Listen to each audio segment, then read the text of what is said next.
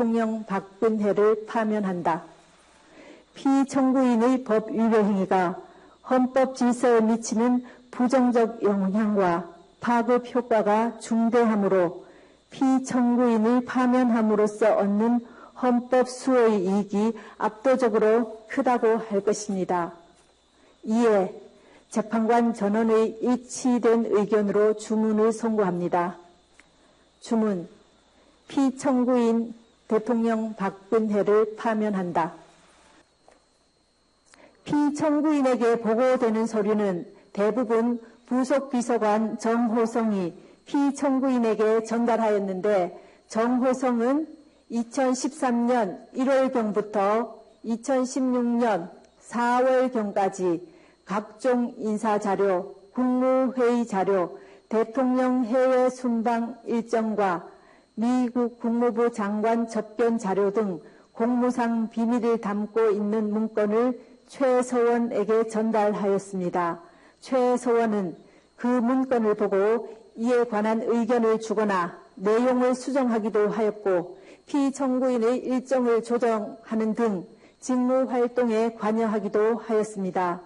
또한 최서원은 공직 후보자를 추천하기도 하였는데 그중 일부는 최서원의 이권 추구를 도왔습니다. 피청구인은 최서원으로부터 KD 코퍼레이션이라는 자동차 부품회사의 대기업 납품을 부탁받고 안종범을 시켜 현대자동차 그룹의 거래를 부탁하였습니다. 피청구인은 안종범에게 문화와 체육 관련 재단법인을 설립하라는 지시를 하여 대기업들로부터 486억 원을 출연받아 재단법인 미르, 288억 원을 출연받아 재단법인 K스포츠를 설립하게 하였습니다. 그러나 두 재단법인의 임직원 임면, 사업 추진, 자금 집행, 업무 지시 등 운영에 관한 의사결정은 피청구인과 최서원이 하였고 재단법인에 출연한 기업들은 전혀 관여하지 못했습니다. 최서원은 미르가 설립되기 직전에 광고회사인 플레이그라운드를 설립하여 운영했습니다. 최서원은 자신이 추천한 임원을 통해 미르를 장악하고 자신의 회사인 플레이그라운드와 용역 계약을 체결하도록 하여 이익을 취하였습니다. 그리고 최서원의 요청에 따라 피청구인은 안종범을 통해 KT에 특정인 두 사람을 채용하게 한 뒤 광고 관련 업무를 담당하도록 요구하였습니다.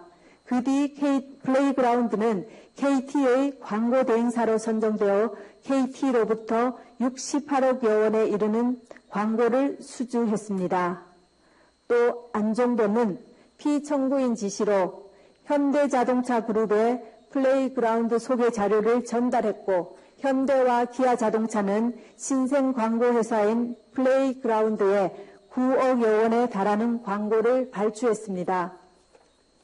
한편 최서원은 K스포츠 설립 하루 전에 더블루K를 설립하여 운영했습니다. 최서원은 노승일과 박헌영을 K스포츠의 직원으로 채용하여 더블루K와 업무 협약을 체결하도록 했습니다.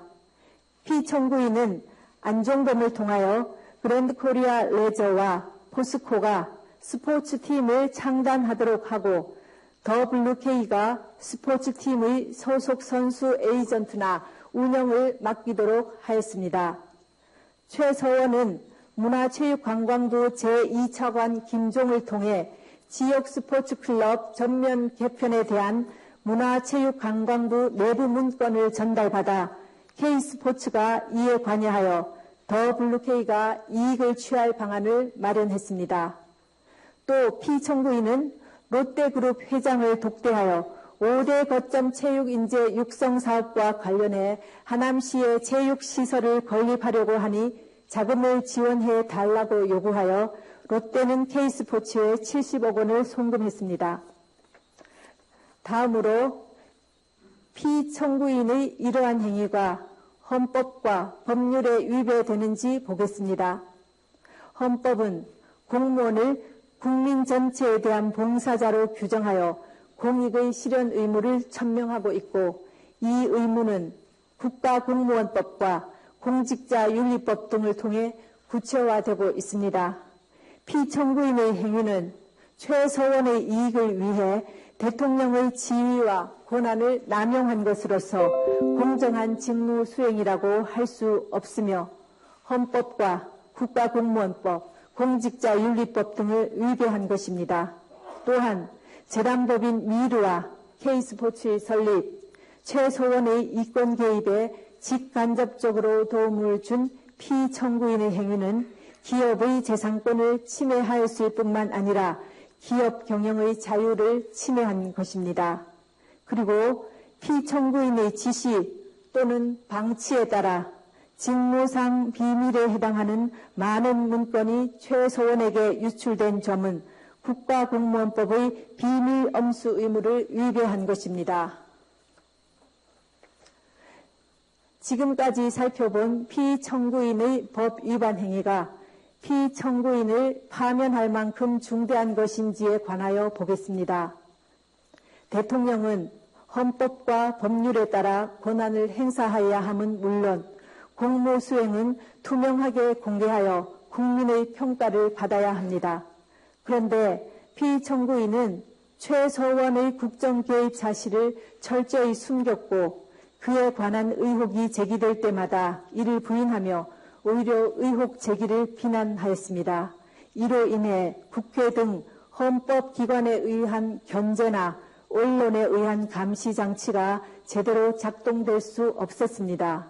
또한 피청구인은 미르와 K스포츠 설립, 플레이그라운드와 더 블루K 및 KD 코퍼레이션 지원 등과 같은 최소원의 사익 추구에 관여하고 지원하였습니다. 피청구인의 헌법과 법률 위배 행위는 재임 기간 전반에 걸쳐 지속적으로 이루어졌고 국회와 언론의 지적에도 불구하고 오히려 사실을 은폐하고 관련자들을 단속해 왔습니다.